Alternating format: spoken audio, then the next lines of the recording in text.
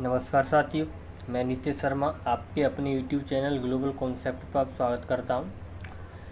आज की हम क्लास में बात करेंगे जेल प्रायरी के प्रीवियस ईयर विज्ञान के कुछ क्वेश्चनों की, जिसमें से ये जो पेपर लिया गया है आपके सामने वो 3 अक्टूबर 2018 का शिफ्ट नंबर फर्स्ट का पेपर है। इस पेपर में यानी कि जेल प्रायरी के पेपर में साइंस के टोटल 20 क्वेश्चन आते हैं और उन 20 क्वेश्चनों को हम डिस्कस करेंगे और देखेंगे किस प्रकार सॉल्यूशन कर सकते हैं। इसमें कहीं ना कहीं एक दो न्यूमेरिकल भी आता है, उन न्यूमेरिकल को भी करने की कोशिश यानी कि प्रयास करेंगे। तो चलिएगा, पहला क्वेश्चन आपके सामने है। वह गैस जो चूने के पानी को दूधिया रंग में परिवर्तित कर देती है, यानी उस गैस का नाम बताना है जो चूने के पानी को यानी चूने का जो पानी होता है उसे दूधिया रंग प्रदान करती है, वह गैस का नाम कौन सा है तो बताइएगा। और आप सारे लोग क्वेश्चन का आंसर क्वेश्चन नंबर लिखने के बाद दिया करो। आप जैसे क्वेश्चन नंबर 1 का बी आंसर है, सी आंसर है या डी आंसर है, तो आप क्वेश्चन नंबर फर्स्ट उसके बाद कोई भी जो आंसर है वो लिख के दिया करो। ठीक, तो बताइएगा इसका आंसर क्या होगा, यानी कि वह गैस कौन सी है जो दूधिया रंग प्रदान करती है। तो उस गैस का नाम बताना है आपको। पहला ऑप्शन है नाइट्रोजन डाइऑक्साइड, दूसरा ऑप्शन है कार्बन मोनोऑक्साइड, तीसरा ऑप्शन है कार्बन डाइऑक्साइड और चौथा ऑप्शन है ऑक्सीजन।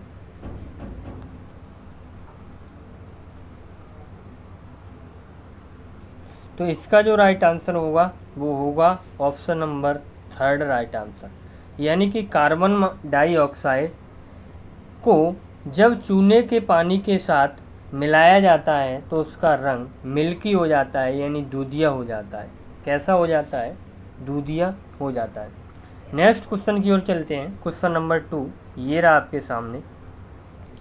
क्वेश्चन नंबर 2 में पूछा है दुग्ध उत्पादक मादा मवेशी को कहते हैं, यानी कि जो पशु दूध का उत्पादन करते हैं या दूध देते हैं उस मादा पशु को हम क्या कहते हैं, उस फीमेल वाले को हम क्या कहते हैं। पहला ऑप्शन है मवेशी पालन, दूसरा ऑप्शन है मसौदा पशु, तीसरा ऑप्शन है दुधारू पशु, चौथा ऑप्शन है पशुपालन। पशुपालन इसका आंसर क्या होगा बताइएगा, इसका आंसर क्या होगा। तो इसका जो राइट आंसर होगा वो होगा ऑप्शन नंबर 3 राइट आंसर होगा, यानी कि दूध देने वाले जो मादा जो पशु होते हैं, जो मादा मवेशी होते हैं, हम उसको मिल्क एनिमल कहते हैं। क्या कहते हैं? मिल्च एनिमल या दुधारू पशु कहते हैं। नेक्स्ट क्वेश्चन की ओर चलते हैं। क्वेश्चन नंबर 3 क्वेश्चन नंबर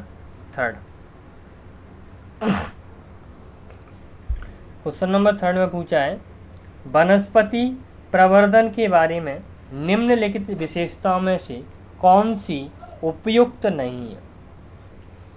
कौन सी उपयुक्त नहीं है, यानी कि सही नहीं है, उस विशेषता को बताना है आपको। पहला ऑप्शन है यह हमें विभिन्न रंगीन फूलों के विभिन्न संयोजन को प्राप्त करने से मदद करता है। दूसरा ऑप्शन है पौधों की बीज रहित किस्मों को इस विधि से उगाया जाता है। तीसरा ऑप्शन है यह नए पौधों के वर्धन का एक तेज और सस्ता तरीका है। चौथा ऑप्शन है यह एक प्रकार का अलैंगिक प्रजनन है। बताइएगा इसका आंसर क्या होगा। तो इसका जो राइट आंसर हो, क्योंकि आपको बताना है उपयुक्त नहीं है, और इसका जो राइट आंसर है जो उपयुक्त नहीं होगा वो होगा ऑप्शन नंबर 1 राइट आंसर होगा। क्या होगा? 1 राइट आंसर होगा। नेक्स्ट क्वेश्चन की ओर चलते हैं। क्वेश्चन नंबर 4 ये रहा आपके सामने।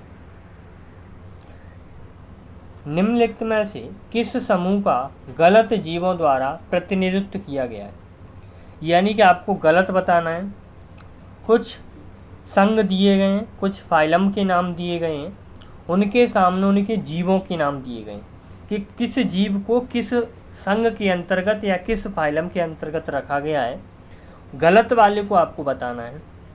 पहला है मैमेलिया यानी कि मैमल्स, स्तनधारी, मैमल्स को हम स्तनधारी कहते हैं, चमगादड़, डॉल्फिन, व्हेल। दूसरा है इकाइनोडर्मेटा, स्टारफिश, समुद्रीय ककड़ी यानी कि कुकुम्बर, सी कुकुम्बर और सी आर्चिन। तीसरा है एम्फीबिया, टोड, सैलमेंडर, गिरगिट। और चौथा है मोलस्का, यूनिया, पाइला, ऑक्टोपस। ऑक्टोपस। तो कौन सा गलत है वो आपको बताना है। तो इसका जो राइट आंसर होगा वो होगा ऑप्शन नंबर 3 राइट आंसर। क्यों होगा, कारण क्या है कि एम्फीबिया वर्ग जो होता है यानी कि उभयचर जो वर्ग होता है, एम्फीबिया वर्ग में टोड सही है, यानी कि टोड जो होता है वो एम्फीबिया वर्ग में ही आता है। लेकिन सैलामेंडर और गिरगिट ये एम्फीबिया वर्ग में नहीं आते हैं, बल्कि ये रेप्टाइल वर्ग में आते हैं, यानी कि रेंगने वाले जो जीव जंतु होते हैं उनके वर्ग में आते हैं, ये रेप्टाइल वर्ग में आते हैं। कौन? सैलामेंडर और गिरगिट। तो इसका राइट आंसर क्या होगा? ऑप्शन नंबर 3 क्या होगा? राइट आंसर होगा। नेक्स्ट क्वेश्चन की ओर चलते हैं। Question number 5। क्वेश्चन नंबर 5 ये रहा।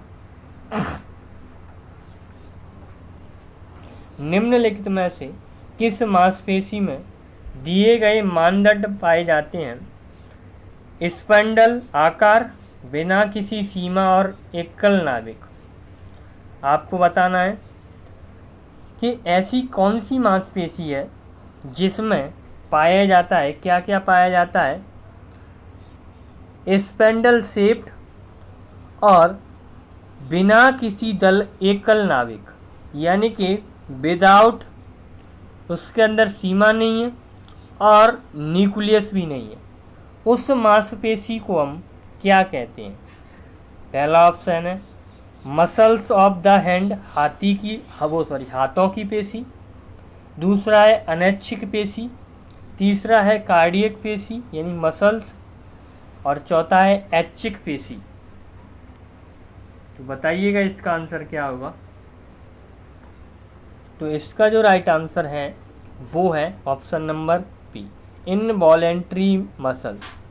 इनवॉलेंट्री मसल्स का मतलब है ऐसी पेशी जिन पर हमारा कंट्रोल ना हो, यानी कि ये पेशियाँ अपने आप काम को करती हैं, इन पे हमारा कंट्रोल नहीं होता है। जैसे हमारी जो अनैच्छिक अंग होते हैं उनमें मसल से ये पाई जाती हैं, जैसे ग्रसिका, जैसे अमाशय, जैसे आंत के अंदर जो भी प्रोसेस होती है वो अनैच्छिक होती है, जिस पर हमारा कंट्रोल नहीं होता है। जैसे हमारा अमाशय है तो ये अनैच्छिक पेशी जिसमें स्पैंडल आकार और बिना किसी सीमा की एकल नाभिक के मापदंड की क्या काय होता है, ये सारा अनैच्छिक पेशी होगा। तो इसका राइट आंसर। नेक्स्ट क्वेश्चन की ओर चलते हैं। Question number 6। मैग्नीशियम क्लोराइड के 0.019 ग्राम में उपस्थित मैग्नीशियम आयन की गणना करिए।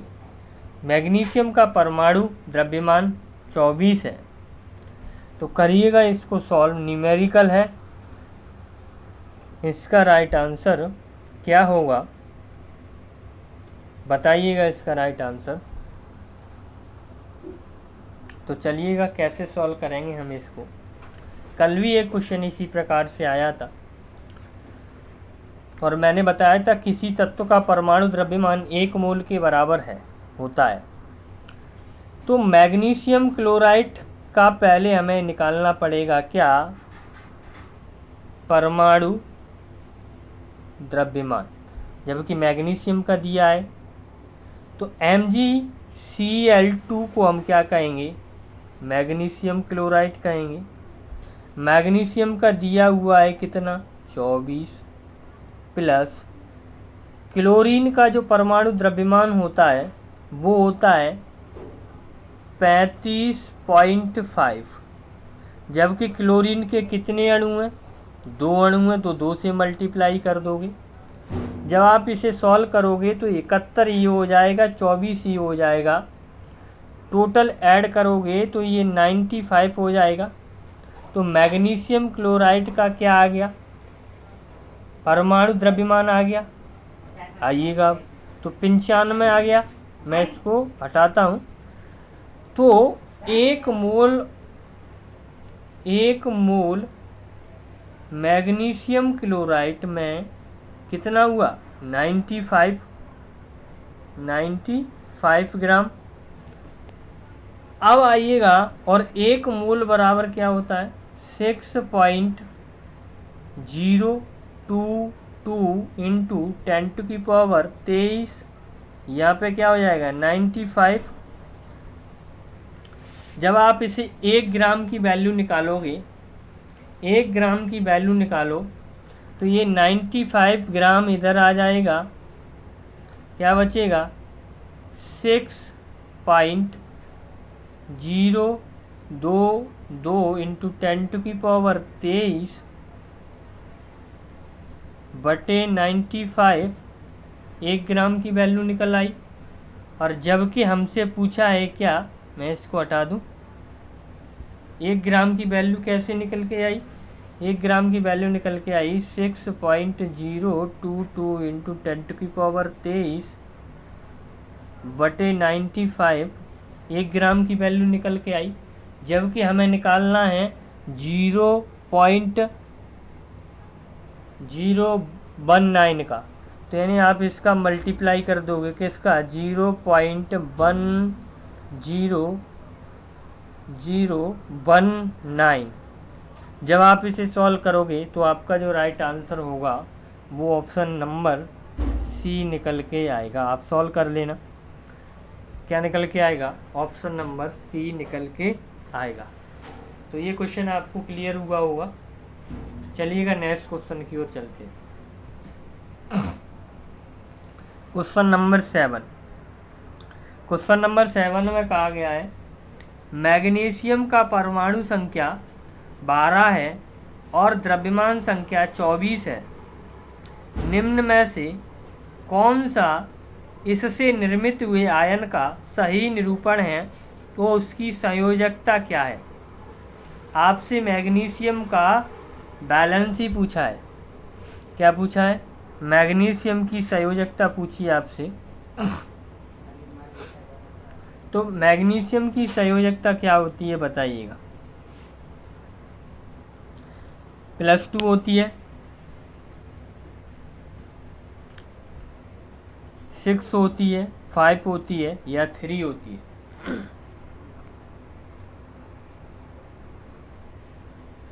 तो इसका जो राइट आंसर होगा वो होगा option A right answer. Magnesium की वैलेंसी 2 होती है, क्या होती है, 2 होती है, क्या होती है, 2 होती है। कैसे होगी, इसका परमाणु संख्या क्या है, परमाणु क्रमांक क्या है, 12। जब हम इसको KLM सेल में व्यवस्थित करेंगे तो K में कितना आ जाएगा, 2, L में कितना आ जाएगा, 8, बचा कितना, 2 बचा। ये K सेल में आ गया, ये L में आ गया, ये M में आ गया। जबकि M में अधिकतम कितने आ सकते हैं, 18, जबकि I कितने, 2। तो ये इसकी क्या हो गई, संयोजकता हो गई। नेक्स्ट क्वेश्चन की ओर चलते हैं। नेक्स्ट क्वेश्चन ये रहा, the chemical formula of lime water is. आपको चूने के पानी का रासायनिक सूत्र बताना है। लाइम वाटर का क्या है फार्मूला, पहला ऑप्शन है CaO, दूसरा ऑप्शन है CaCO3, तीसरा ऑप्शन है CaHCO3 का होल ट्वाइज, CaOH का होल ट्वाइज। बताइएगा इसका चूने का पानी का रासायनिक सूत्र क्या होगा, लाइम वाटर का फॉर्मूला क्या होगा। तो इसका जो राइट आंसर होगा, यानी कि लाइम वाटर हम किसे कहते हैं, CaOH के होल ट्वाइज को हम लाइम वाटर कहते हैं, CaOH का होल ट्वाइज। नेक्स्ट क्वेश्चन की ओर चलते हैं। क्वेश्चन नंबर 9, आनुवंशिकता का मूल संरचनात्मक एवं प्रकार्यात्मक इकाई बताइए। स्ट्रक्चरल एवं फंक्शनल यूनिट ऑफ आपको बताना है किसका, जेनेटिक्स का, यानी कि आनुवंशिकता की मूलभूत इकाई, संरचनात्मक एवं क्रियात्मक इकाई आपको बताना है। पहला ऑप्शन है नाभिक, दूसरा ऑप्शन है डीएनए, तीसरा ऑप्शन है क्रोमोसोम, चौथा ऑप्शन है जीन। तो इसका जो राइट आंसर होगा वो होगा option number 4 right answer. Gene क्या है, जेनेटिक्स की क्रियात्मक एवं संरचनात्मक इकाई है, क्रियात्मक एवं कार्यात्मक इकाई है। नेक्स्ट क्वेश्चन की ओर चलते हैं। क्वेश्चन नंबर 10, क्वेश्चन नंबर 10 में कहा गया है, ये रहा,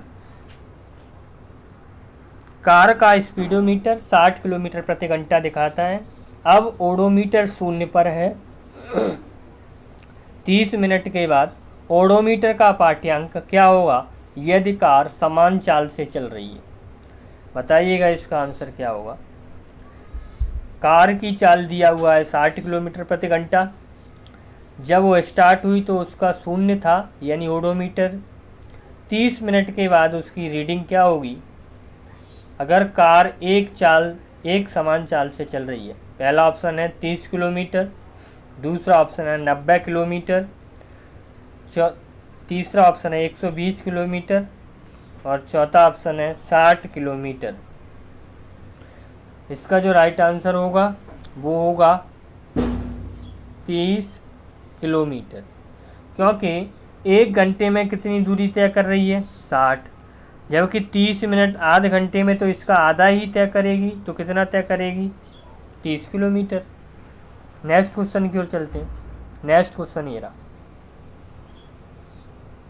कार्बोहाइड्रेट जिसे जुगाली करने वाले पशु द्वारा पचाया जा सकता है लेकिन मानव द्वारा नहीं, यानी उस कार्बोहाइड्रेट का टाइप बताना है जिसे मानव नहीं पचा सकता, पशु पचा सकते हैं। यानी कि जुगाली जो करने वाले जो पशु होते हैं वो पशु तो पचा सकते हैं उस कार्बोहाइड्रेट के टाइप को, लेकिन मनुष्य नहीं। पहला ऑप्शन है ग्लूकोज, दूसरा ऑप्शन है स्टार्च, तीसरा ऑप्शन है सेलुलोज और चौथा ऑप्शन है लैक्टोज। चौथा ऑप्शन है लैक्टोज। बताइएगा इसका आंसर क्या होगा। इसका जो राइट आंसर होगा वो होगा सेलुलोज। सेलुलोज शर्करा को मनुष्य यानी कि मानव इस सेलुलोज शर्करा को पचा नहीं सकता है, जबकि ग्लूकोज को पचा सकता है, स्टार्च को पचा सकता है और लैक्टोज को पचा सकता है। सेलुलोज को मानव द्वारा पचा नहीं सकता है और इसका जो फॉर्मूला होता है वो होता है C6H10O5 का होल ट्वाइज n। ये पॉलीसैकेराइड है एक प्रकार का। नेक्स्ट क्वेश्चन की ओर चलते हैं। वायरस के कारण न होने वाली बीमारी पहचानी। ऐसी बीमारी जो बतानी है जो वायरस के कारण नहीं होती है, वायरस के कारण नहीं होती है, ध्यान से पढ़ना। ऐसी बीमारी बतानी है जो कि वायरस के कारण नहीं होती है, वायरस के कारण नहीं होती है। पहला ऑप्शन है टाइफाइड, दूसरा ऑप्शन है इन्फ्लुएंजा, तीसरा ऑप्शन है एड्स, चौथा ऑप्शन है डेंगू फीवर।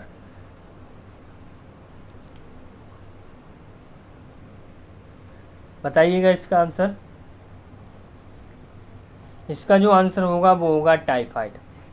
टाइफाइड एक वायरस से नहीं होता है, जबकि ये एक बैक्टीरिया से होता है। किससे होता है, जीवाणु से होता है, ये वायरस से नहीं होता है।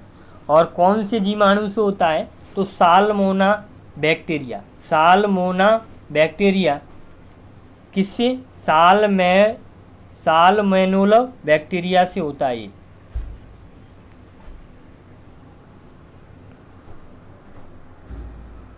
नेक्स्ट क्वेश्चन की ओर चलते हैं। नेक्स्ट क्वेश्चन,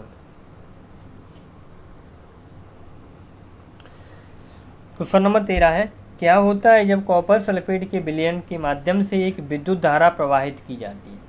आपसे पूछा है कि जब आप एक कॉपर सल्फेट का विलयन है उसके माध्यम से एक विद्युत धारा प्रवाहित की जाती है, यानी कॉपर सल्फेट के विलयन में विद्युत धारा प्रवाहित कर रहे हो, क्या होगा।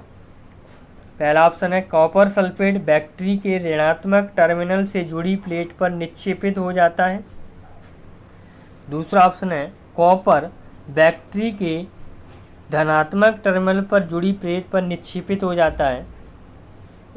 तीसरा ऑप्शन है कॉपर बैटरी के ऋणात्मक टर्मिनल से जुड़ी प्लेट पर निक्षेपित हो जाता है। और चौथा है सल्फर बैटरी के ऋणात्मक टर्मिनल से जुड़ी प्लेट पर निक्षेपित हो जाता है। बताइएगा इसका आंसर। तो इसका जो राइट आंसर होगा वो होगा option number C, right answer होगा। क्या होता है कि जब आप एक कॉपर सल्फेट के विलयन में आप विद्युत धारा प्रवाहित करते हो तो जो कॉपर होता है वो बैटरी के अंदर जो ऋणात्मक टर्मिनल होता है, ऋणात्मक सिरे होता है, उसकी प्लेट पर ये जाके क्या हो जाता है, चिपक जाता है या निक्षेपित हो जाता है। नेक्स्ट क्वेश्चन की ओर चलते हैं। क्या होता है जब एक जगह पर हवा की चाल बढ़ती है, यानी आपसे पूछा है जब हवा की चाल बढ़ती है तो क्या होता है। एक जगह पर हवा की चाल बढ़ती है तो क्या होगा। पहला ऑप्शन है उस जगह का तापमान बढ़ जाता है। दूसरा ऑप्शन है उस जगह पर आर्द्रता कम हो जाती है। तीसरा ऑप्शन है उस जगह पर दाब बढ़ जाता है। चौथा ऑप्शन है उस जगह पर दाब कम हो जाता है।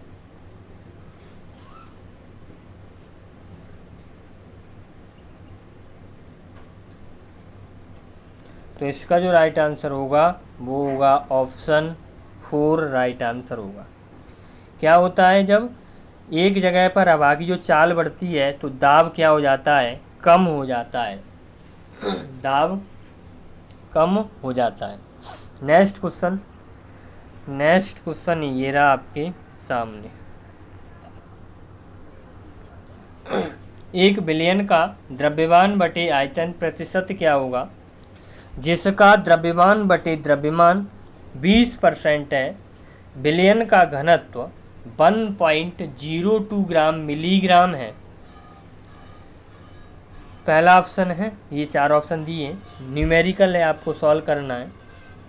तो देखिएगा जब मैं इसे शॉर्ट बताता हूँ, डिटेल में हम बाद में बात करेंगे कि अगर आपके सामने ऐसा कोई क्वेश्चन आ रहा है जिसमें द्रव्यमान बटे आयतन यानी कि द्रव्यमान दिया है, यानी कि आपका मास दिया है, मास दिया हो बटे वॉल्यूम दिया हो, और आपसे इधर द्रव्यमान दिया हो यानी कि और द्रव्यमान दिया हो, मास बटा मास दिया हो, तो हम उसे सॉल्व कैसे करते हैं। इसको मैं शॉर्ट तरीके से बताता हूँ, फिर लॉन्ग तरीके से हम कभी आगे देखेंगे कि द्रव्यमान बटे आयतन बराबर m into m upon m, यानी कि द्रव्यमान बटे द्रव्यमान दिया हो तो आप इसमें कर दो किसका, डेंसिटी का मल्टीप्लाई। द्रव्यमान बटे द्रव्यमान में डेंसिटी का मल्टीप्लाई कर देते हैं तो आपका द्रव्यमान बटे आयतन निकल के आ जाता है।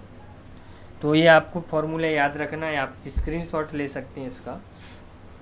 तो आप इसको द्रव्यमान बटे द्रव्यमान दिया है 20% और घनत्व दिया है 1.02 पर ग्राम, तो आप सॉल्व करिएगा क्या हो जाएगा।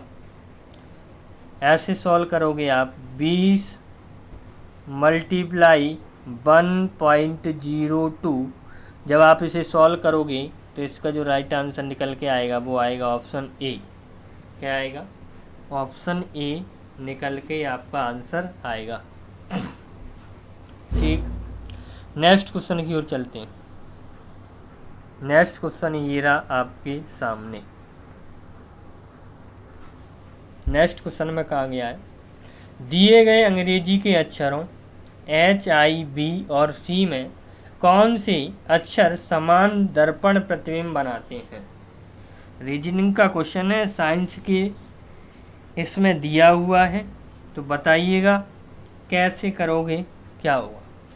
यानी आपसे पूछा है कि जब हम किसी भी अंग्रेजी अक्षर के लेटर को दर्पण के सामने रखेंगे तो उसका प्रतिबिंब समान बनेगा। कैसा बनेगा? समान बनेगा, ये आपको बताना है। और तो देखिएगा, अगर आप H को सामने रखो, किसको रख दो? H को सामने रखो दर्पण के सामने, मान के चलो H आपने दर्पण के सामने रख दिया, ये आपका दर्पण है। जब आप इसका दर्पण के सामने रखोगे तो इसका जो प्रतिबिंब बनेगा वो ऐसे ही बनेगा, तो H का H यानी कि परिवर्तित नहीं हुआ, समान बना। इसके अलावा ऐसे ही दर्पण के सामने आप किसका रख दो? I का रख दो। I को जब आप रखोगे दर्पण के सामने, ये दर्पण है, तो I का भी कैसा बनेगा? I जैसा सेम बनेगा। तो H और I का तो सेम बन रहा है, जबकि B का बना रखोगे तो जो B है जब आप दर्पण का रखोगे तो ऐसा दर्पण प्रतिबिंब बनेगा, और जब आप C को रखोगे तो C का ऐसा बनेगा। तो इसमें समान किसका बनना है? H का और I का, और H और I किस ऑप्शन में? फोर्थ में। तो इसका आंसर क्या हो जाएगा? फोर्थ क्या होगा? राइट आंसर होगा। नेक्स्ट क्वेश्चन की ओर चलते हैं। नेक्स्ट क्वेश्चन ये रहा, एक काली सतह के बारे में निम्नलिखित में से कौन सा कथन सही है? काली सतह ब्लैक सरफेस एरिया के बारे में करेक्ट कथन बताना है। पहला ऑप्शन है, यह कम ऊष्मा अवशोषित और अधिक ऊष्मा विकृत करती है। यह कम ऊष्मा उत्सर्जित, अवशोषित और कम ऊर्जा विकृत करती है। यह अधिक ऊर्जा अवशोषित और अधिक ऊष्मा विकृत करती है। और चौथा ऑप्शन है, यह अधिक ऊर्जा अवशोषित और कम ऊर्जा विकृत करती है। तो इसका आंसर क्या होगा बताइएगा। इसका जो राइट आंसर होगा वो होगा ऑप्शन सी। जो काली सरफेस होती है, काली जो सतह होती है, वो सबसे ज़्यादा ऊष्मा को अवशोषित करती है और सबसे ज़्यादा ऊष्मा को परावर्तित करने का काम करती है। नेक्स्ट क्वेश्चन की ओर चलते हैं। मानव कान की ध्वनि आवृत्ति का पता नहीं लगा सकते।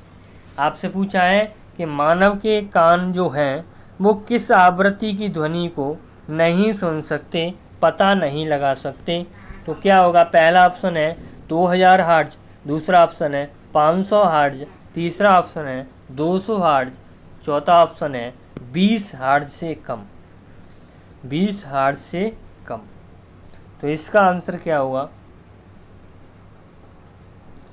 तो इसका जो आंसर होगा वो होगा ऑप्शन नंबर 4 राइट आंसर। क्या होगा? 4 राइट आंसर होगा। नेक्स्ट क्वेश्चन की ओर चलते हैं। निम्नलिखित प्रक्रियाओं में से कौन सी एक रासायनिक परिवर्तन के कारण नहीं होती है? यानी ऐसी अभिक्रिया बतानी है जो रासायनिक परिवर्तन के कारण नहीं होती है। तो बताइएगा, 4 ऑप्शन आपके सामने हैं, क्या होगा इसका आंसर? कमेंट करिएगा। पहला ऑप्शन है लोहे में जंग लगना, दूसरा ऑप्शन है भोजन का पाचन, तीसरा ऑप्शन है बारिश होने पर बिजली का चमकना, चौथा ऑप्शन है बादलों का निर्माण। बादलों का निर्माण ये आपको बताना है, एक रासायनिक परिवर्तन के कारण नहीं होता है। कौन सी अभिक्रिया है इसमें जो रासायनिक परिवर्तन के कारण नहीं होती है?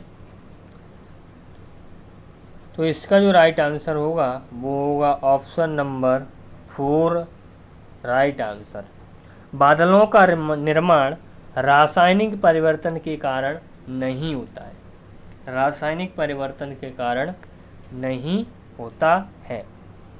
नेक्स्ट क्वेश्चन जो आज का लास्ट क्वेश्चन होगा ये रहा आपके सामने।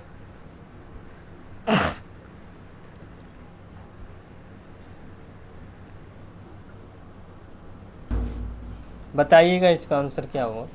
यदि 25 न्यूटन और 10 न्यूटन के कारण बल एक निकाय पर क्रमशः लंबवतः ऊपर की ओर और लंबवतः नीचे की ओर दिशा में कार्यरत हैं, तो निकाय का कार्यरत शुद्ध बल परिणाम क्या होगा। यानी आपसे पूछा है, एक वस्तु है, मान लिया ये एक वस्तु है, उसके ऊपर एक बल काम कर रहा है और उसके एक नीचे बल काम कर रहा है। ऊपर जो बल काम कर रहा है वो 25 न्यूटन का है और नीचे जो काम कर रहा है वो 10 न्यूटन का है। तो शुद्ध बल क्या होगा, यानी कि नेट फोर्स क्या होगा, आपसे ये पूछा है। नेट फोर्स क्या होगा ये आपसे पूछा है। पहला ऑप्शन है 35 न्यूटन, दूसरा ऑप्शन है 25 न्यूटन, तीसरा ऑप्शन है 15 न्यूटन और चौथा ऑप्शन है 10 न्यूटन। तो इसका जो राइट आंसर होगा वो होगा 15 न्यूटन। एक बल ऊपर की ओर और एक बल जब नीचे की ओर काम करता है तो जो नेट बल निकलेगा, नेट जो फोर्स निकलेगा वो बड़ी वैल्यू में से छोटी वैल्यू को माइनस कर दीजिएगा। 25 में से आप 10 को जब माइनस कर दोगे तो इसका आंसर क्या आ जाएगा, 15 न्यूटन क्या होगा इसका आंसर होगा। तो ये हमने 3 अक्टूबर 2018 के शिफ्ट नंबर 1 के पेपरों को देखा। ये हमने 20 क्वेश्चनों को देखा। ये आप कमेंट करके बताइएगा कि आपके 20 क्वेश्चनों में से कितने क्वेश्चन सही निकले और कितने क्वेश्चन आपके गलत निकले। तो मिलते हैं बहुत जल्द एक नई क्लास के साथ। तब तक के लिए जय हिंद, धन्यवाद।